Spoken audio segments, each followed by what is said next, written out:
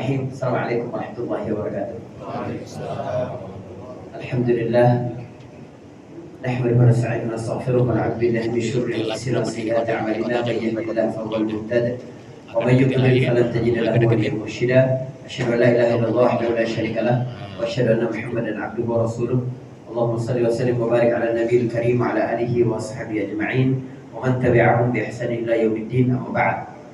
Saudaraku jamaah salat zuhur Masjid Isma Bakri rahmat Allah Subhanahu wa taala, tanpa terasa beberapa hari ke depan kita akan sama-sama menyambut bulan yang agung, yaitu bulan Ramadan.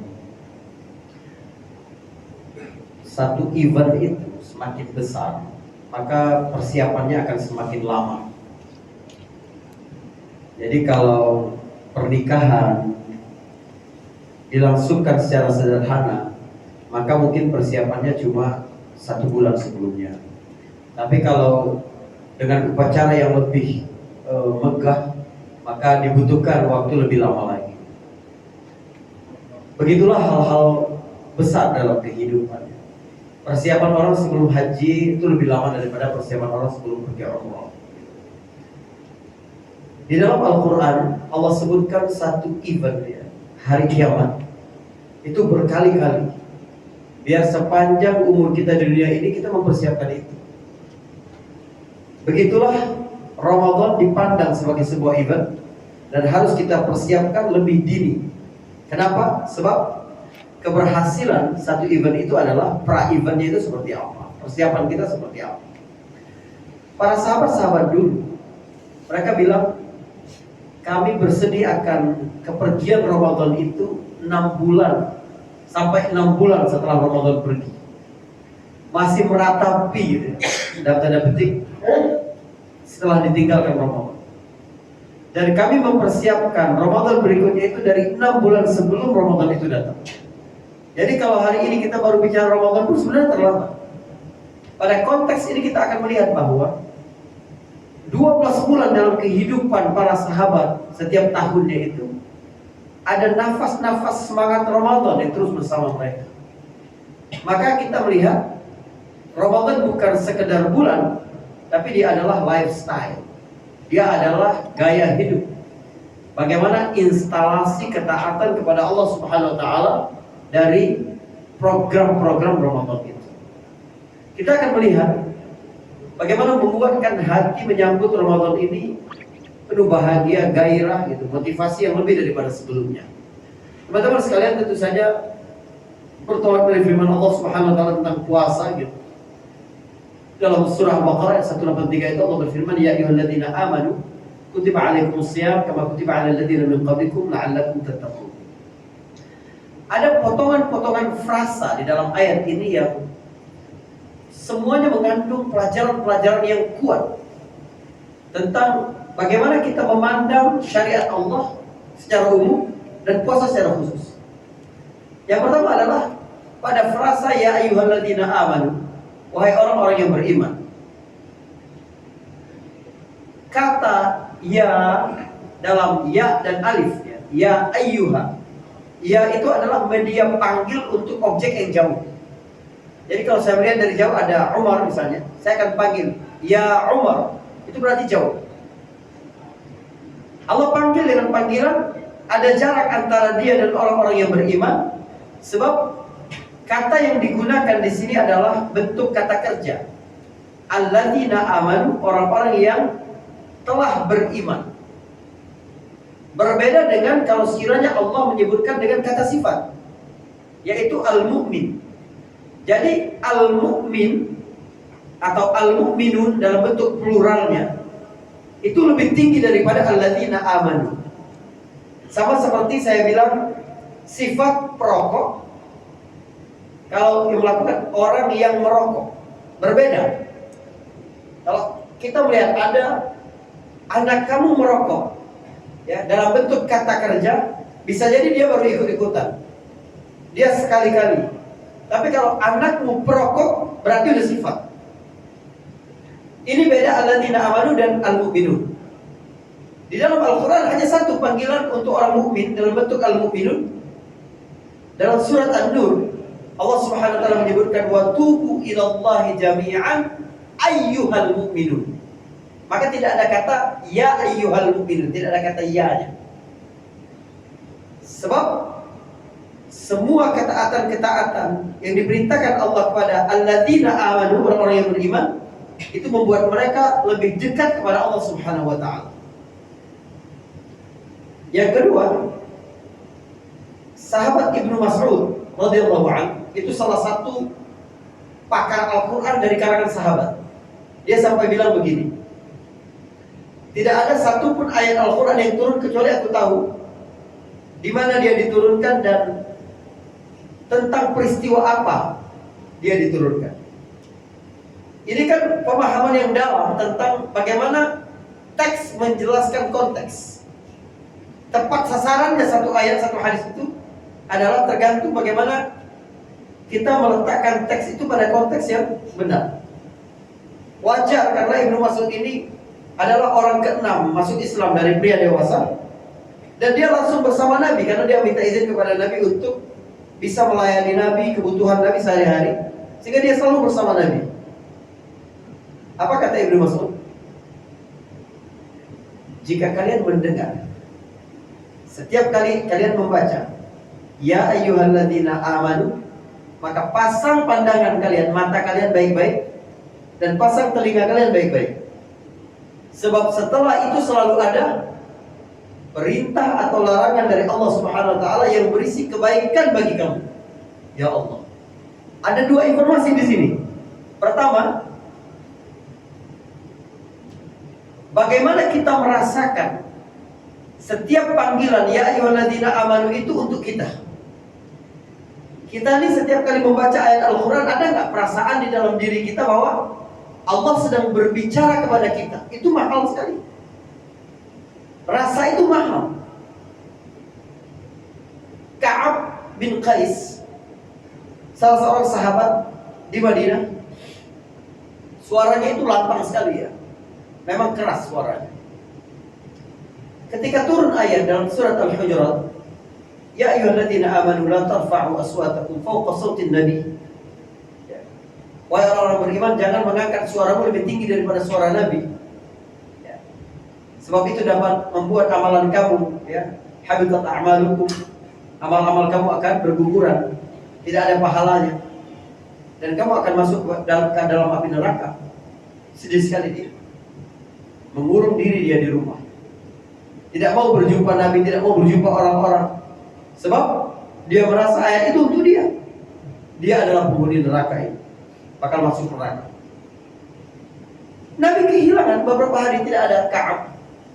Ya, momentum ini juga menunjukkan betapa luar biasanya Nabi memiliki sikap yang terus in touch dengan secara personal dengan para sahabat. Seorang pemimpin negara, ya, mengurus umat, punya banyak keluarga dengan ekonomi yang demikian, tapi Nabi itu ingat, sehingga Nabi kehilangan. Di mana Ka'ab? Maka diperintahkan seorang sahabat untuk tolong cari tahu Ka'ab, jangan-jangan dia sakit. Kata Nabi begitu. Itu kepedulian. Memang Nabi selalu punya semangat yang luar biasa kepada rakyatnya, kepada umatnya, itu memperlakukan mereka secara setara. Akhirnya pergi seorang sahabat melihat dan dibilang ke Ka'ab, Nabi tanya kamu sakit atau apa? Tidak. Telah turun ayat untukku dan aku ini adalah ahli neraka. Sahabat tadi datang ke Nabi lagi, cerita ke Nabi. Kata Nabi, bal huwa min ahlil jannah. Enggak, Ka'ab itu adalah penghuni surga. Sebab yang dimaksud jangan meninggikan suara di atas suara Nabi itu adalah Anda berpendapat lebih kencang dari pendapat Nabi, lebih kencang daripada wahyu. Ada orang begitu. Ini teguran buat kita semua di sepanjang zaman ya.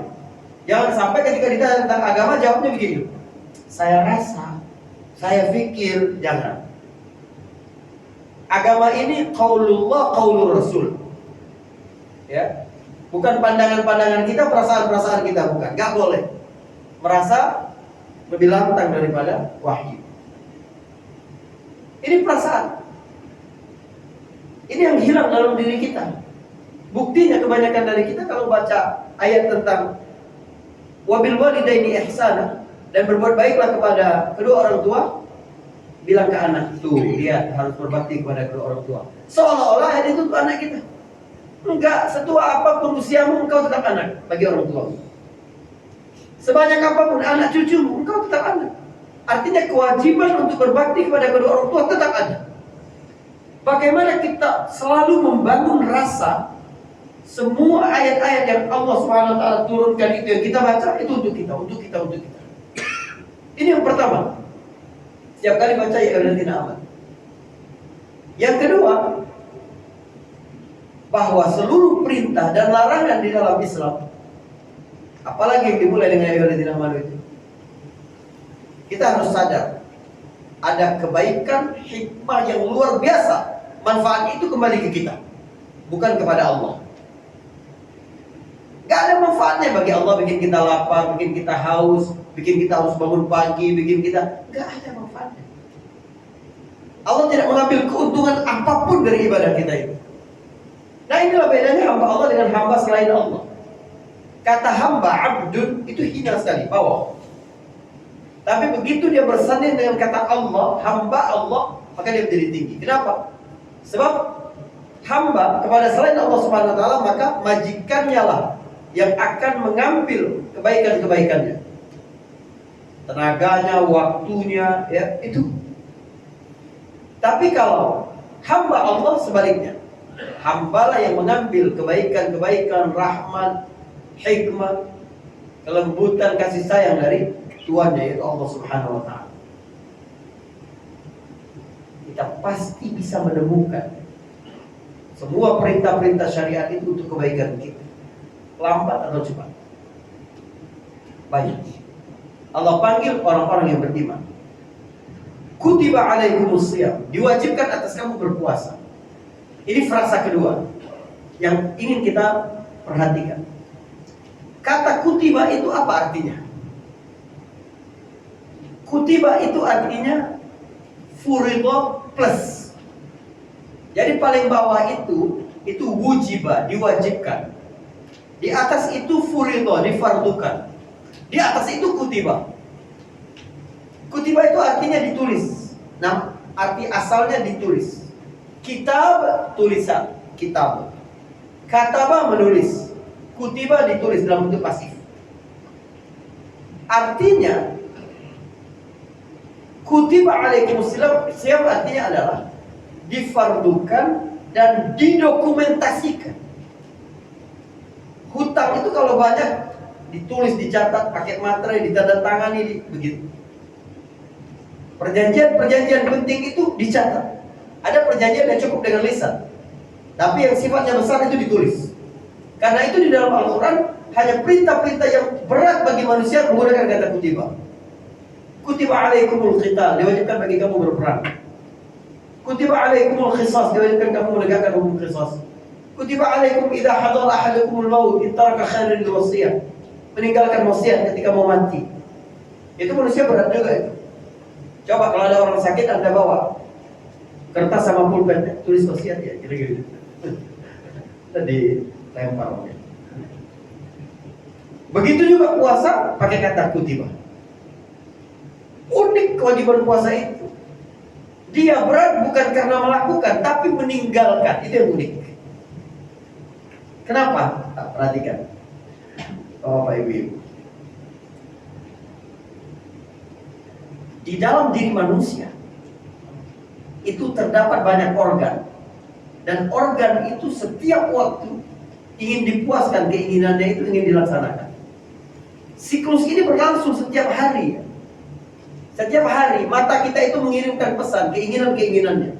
Aku ingin melihat ini, aku ingin memandang itu, aku ingin begitu. Telinga juga begitu, aku ingin mendengar ini, aku ingin menikmati alunan ini, aku ingin tangan, aku ingin meraih ini, aku ingin mengambil itu, aku ingin mencapai ini, aku ingin. Kaki begitu, aku ingin pergi ke sini, aku ingin datang ke sini, aku ingin musafir ke sini, aku ingin. Perut juga begitu, aku ingin makan ini, aku ingin. Kemaluan juga begitu. Dan semakin banyak keinginan, semakin menderita. Ya, orang kalau keinginannya sederhana, itu tingkat kebahagiaannya tinggi. Anda kalau tidak percaya nanti cek aplikasi-aplikasi belanja online di ponsel istri-istri Anda itu ya. Kalau banyak di belanjanya itu, keranjang belanjanya itu, itu bikin istri marah-marah ya. Coba Anda bersihkan semua itu. Ya, dibeli maksudnya. Orang kalau banyak keinginan itu menderita. Puasa itu melemahkan keinginan-keinginan itu untuk menguatkan satu hal. Apa itu? Suara hati, dhamir.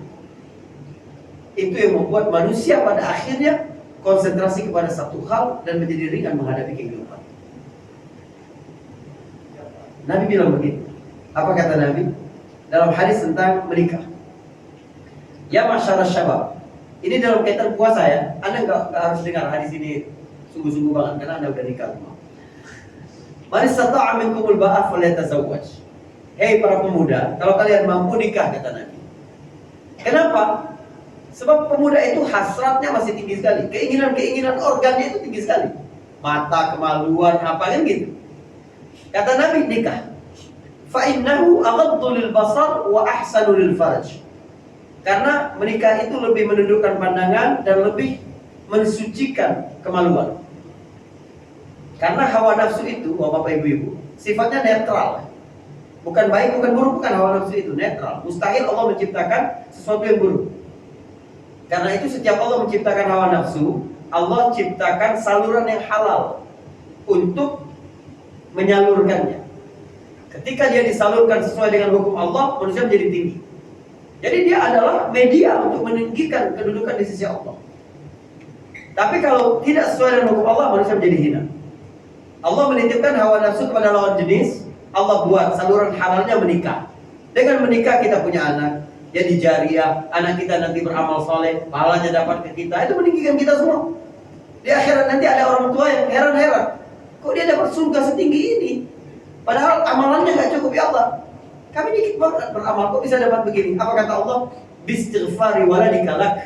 Ini karena anak-anakmu selalu istighfar untukmu. Jadi Rabbighfirli wali walidayya itu keren sekali. Tiap sholat, tiap habis sholat baca itu. Kita sedang upgrade kelas surga untuk orang tua kita. Harus begitu. Nah, jadi teman-teman sekalian, kutiba alaikumus shiyam. Diwajibkan atas kamu berpuasa. Didokumentasikan itu, puasa itu. Dia melemahkan keinginan-keinginan itu. Kalau kamu tidak sanggup menikah, kata Nabi kepada para pemuda tadi, fa'il lam tastati', kalau nggak sanggup, belum mampu untuk nikah, fa'alaihi bisyam. Maka jalan keluarnya puasa, kata Nabi. Loh, kenapa? Fa'innahu lahu wija. Sebab penetralisir dia itu puasa. Dia melemahkan itu. Syahwat kemaluan itu mengikuti syahwat perut. Kalau lemah perut, lemah syahwat kemaluan. Begitu. Ya. Nah, ini puasa. Maka Nabi sebutkan kutiba, diwajibkan. Yang lebih menarik adalah Allah menggunakan bentuk kata kerja pasif. Diwajibkan atas kamu. Tidak disebutkan subjeknya. Coba Bapak perhatikan. Siapa yang mewajibkan puasa? Siapa? Allah. Allah tidak berkata begini. Ya ayyuhalladzina amanu kataballahu alaikumusshiyam. Allah mewajibkan kamu puasa, tidak. Disembunyikan subjeknya. Kenapa? Sebagai adab kepada Allah. Segala sesuatu yang berat di mata manusia